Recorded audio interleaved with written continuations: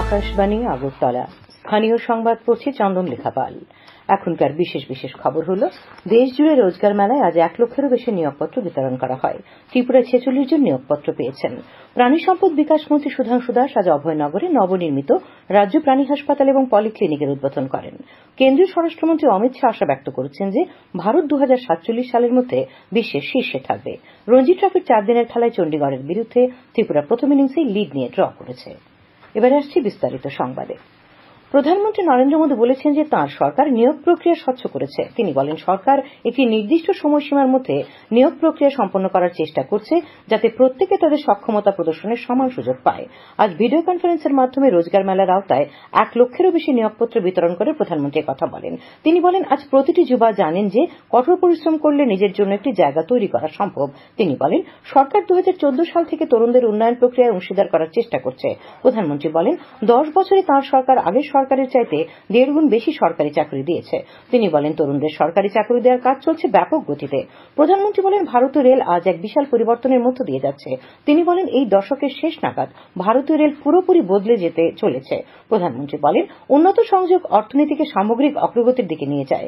তিনি বলেন, এটি নতুন ব্যবসা ও পর্যটন বিকাশে সহায়তা করে। শ্রী মোদী বলেন, দেশে এখন প্রায় 1,15,000 স্টার্ট আপ রয়েছে এবং এগুলি তরুণদের জন্য প্রচুর কর্মসংস্থানের সুযোগও সৃষ্টি করছে।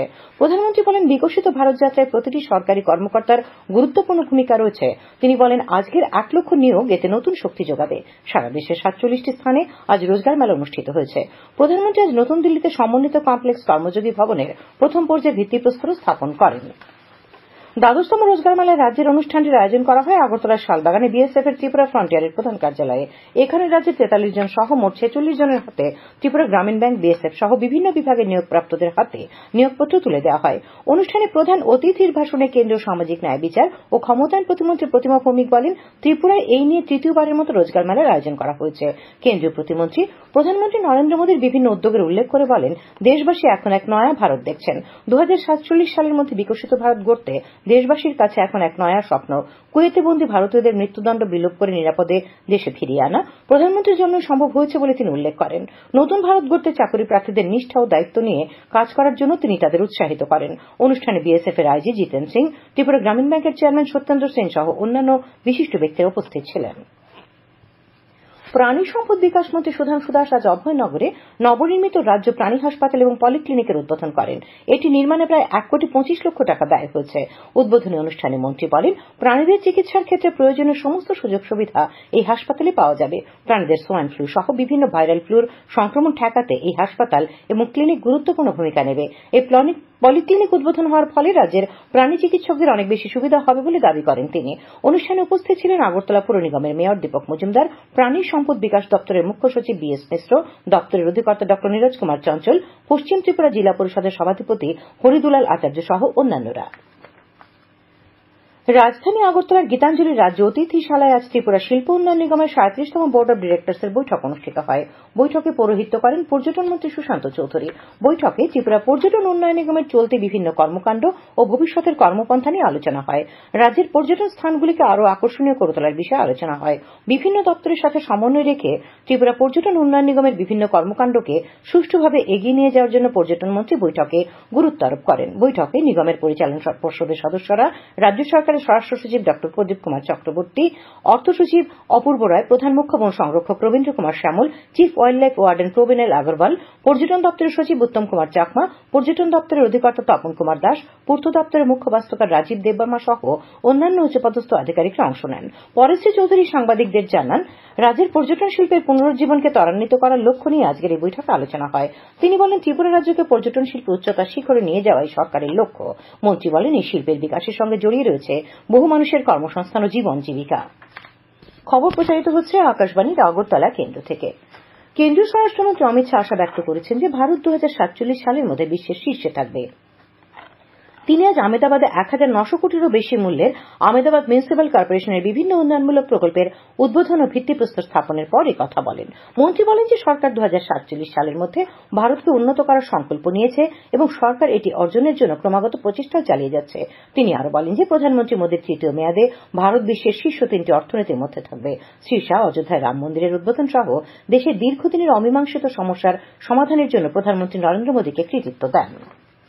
তিপ্রামথা ছাত্র সংগঠন টিআইএসএফ এর ডাকে রাজ্যে রেল ও সড়ক অবরোধ আন্দোলন আজ বিকেলে প্রত্যাহার করে নেওয়া হয়েছে। তিপ্রামথা দলের নেতা তথা বিরোধী দলনেতা অনিমেষ দেববর্মা আকাশবাণীকে এই খবর জানিয়েছেন। তিনি বলেন, আজ বিকেলে মহাকরণে রাজ্য সরকারের তরফে পর্যটন মন্ত্রী সুশান্ত চৌধুরী ত্রিপুরা মধ্যশিক্ষা পর্ষদের পরীক্ষায় ককবরক ভাষায় রোমান ও বাংলা 2 হরফই ব্যবহার করা যাবে বলে যে সিদ্ধান্তের কথা জানিয়েছেন তার পরিপ্রেক্ষিতে টিআইএসএফ তাদের আন্দোলন প্রত্যাহার করে নিয়েছে। এদিকে আজ সকাল থেকে এই আন্দোলন শুরু হয়। পর্ষদের পরীক্ষা ককবরক ভাষায় রোমান হরফও যাতে দেয়া যায় সেই দাবিতেই আন্দোলন করা হয়। রাজ্যের বিভিন্ন স্থানে পিকেটিং করা হয়। আগরতলা থেকে ধর্মনগরগামী একটি লোকাল ট্রেনকে জিরানিয়ার ভৃগুদাসপাড়ায় আটকে দেওয়া হয়। অপরদিকে ধর্মনগর থেকে আগরতলাগামী একটি লোকাল ট্রেনকে আমবাসায় অবরোধ করা হয়। আন্দোলন ছিল শান্তিপূর্ণ। বিজেপির রাজ্য সভাপতি রাজীব ভট্টাচার্য বলেছেন, প্রধানমন্ত্রী নরেন্দ্র মোদীর হাত ধরেই দেশের প্রকৃত বিকাশ সম্ভব, কারণ তিনি দেশের সব অংশের মানুষের কল্যাণে কাজ করছেন। আজ বিশালগড় টাউন হলে সিপাহীজলা জেলা উত্তর অংশের কিষাণ মোর্চা আয়োজিত গ্রাম পরিক্রমা কার্যক্রমে অংশ নিয়ে একথা বলেন তিনি। এছাড়াও বক্তব্য রাখেন কিষাণ মোর্চার রাজ্য প্রভারী অশোক কুমার সিংহ। উপস্থিত ছিলেন সিপাহীজলা জেলা পরিষদের সভাধিপতি সুপ্রিয়া দাস দত্ত, দলের জেলা সভাপতি মনীষ সরকার, গৌরাঙ্গ ভৌমিক প্রমুখ। সিপিআইএম রাজ্য দপ্তরে আজ এক সাংবাদিক সম্মেলন অনুষ্ঠিত হয়। সম্মেলনে সিপিআইএম রাজ্য সম্পাদক জিতেন্দ্র চৌধুরী তাঁর বক্তব্যে রাজ্যের সার্বিক পরিস্থিতি তুলে ধরেন। তিনি বলেন, এই বিষয় নিয়ে আজ দলের রাজ্য কমিটির বৈঠকে পর্যালোচনা করা হয়েছে।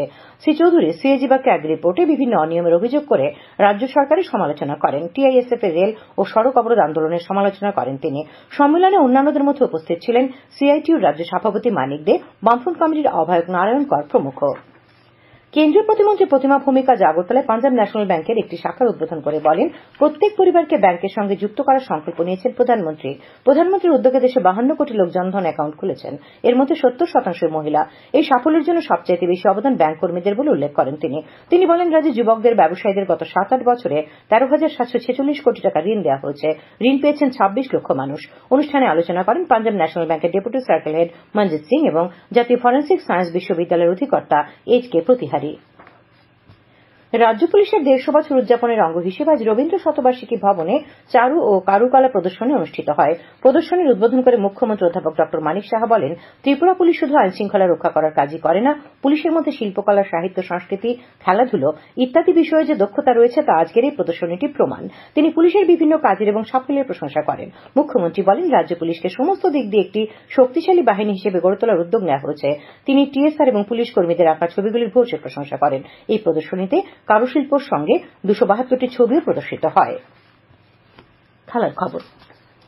রঞ্জি ট্রফির 4 দিনের খেলায় চণ্ডীগড়ের বিরুদ্ধে ত্রিপুরা প্রথম ইনিংসে লিড নিয়ে ড্র করেছে। ফলে এই ম্যাচ থেকে রাজ্য দল 3 পয়েন্ট পায়। চণ্ডীগড়ের সেক্টর 16 ক্রিকেট স্টেডিয়ামে স্বাগতিক চণ্ডীগড় কোনো উইকেট না হারিয়ে 116 রান থেকে খেলতে নেমে 3 উইকেটে 359 রান তুলে নিয়ে দ্বিতীয় ইনিংসের সমাপ্তি ঘোষণা করে। জবাবে 278 রানের জয়ের লক্ষ্যে নেমে রাজ্য দল দ্বিতীয় ইনিংসে দিনের শেষে 3 উইকেট হারিয়ে 121 রান করে। এর আগে চণ্ডীগড়ের প্রথম ইনিংসে 356 রানের জবাবে রাজ্য দল প্রথম ইনিংসে 438 রান করেছিল। কর্নেল সিকিনেডি ট্রফি অনূর্ধ্ব 23 বছরের ক্রিকেটের 4 দিনের খেলায় ত্রিপুরার বিরুদ্ধে মহারাষ্ট্র প্রথম ইনিংসে লিড নিয়েছে। ঔরঙ্গাবাদে দ্বিতীয় দিনে আজ 2 উইকেট হারিয়ে 135 রান থেকে ব্যাট করতে নেমে স্বাগতিক মহারাষ্ট্র প্রথম ইনিংসে সব 4 উইকেট হারিয়ে 443 রান করে। 266 রানে পিছিয়ে থেকে দ্বিতীয় ইনিংসে খেলতে নেমে রাজ্য দল দিনের শেষে 1 উইকেট হারিয়ে 26 রান করে। তার আগে রাজ্য দল প্রথম ইনিংসে 180 রান করেছিল। আবহাওয়া। আগামীকাল আকাশ মেঘাচ্ছন্ন থাকবে, সকালে হালকা কুয়াশা পড়বে। তাপমাত্রা সর্বোচ্চ 29 ডিগ্রি সেলসিয়াস এবং সর্বনিম্ন 14 ডিগ্রি সেলসিয়াসের কাছাকাছি থাকবে। আজ দিনের সর্বোচ্চ তাপমাত্রা ছিল 28.6 ডিগ্রি সেলসিয়াস এবং সর্বনিম্ন তাপমাত্রা দেখা গেছে 13.2 ডিগ্রি সেলসিয়াস। শেষ করার আগে খবরের বিশেষ বিশেষ অংশগুলি আর একবার। দেশ জুড়ে রোজগার মেলায় আজ 1 লক্ষেরও বেশি নিয়োগপত্র বিতরণ করা হয়। ত্রিপুরায় 46 জন নিয়োগপত্র পেয়েছেন। প্রাণী সম্পদ বিকাশ মন্ত্রী সুধাংশু দাস আজ অভয়নগরে নবনির্মিত রাজ্য প্রাণী হাসপাতাল এবং পলিক্লিনিকের উদ্বোধন করেন। কেন্দ্রীয় স্বরাষ্ট্রমন্ত্রী অমিত শাহ আশা ব্যক্ত করেছেন যে ভারত 2047 সালের মধ্যে বিশ্বের শীর্ষে থাকবে। রঞ্জি ট্রফির 4 দিনের খেলায় চণ্ডীগড়ের বিরুদ্ধে ত্রিপুরা প্রথম ইনিংসে লিড নিয়ে ড্র করেছে। স্থানীয় সংবাদ আজকের মতো এখানেই শেষ হলো।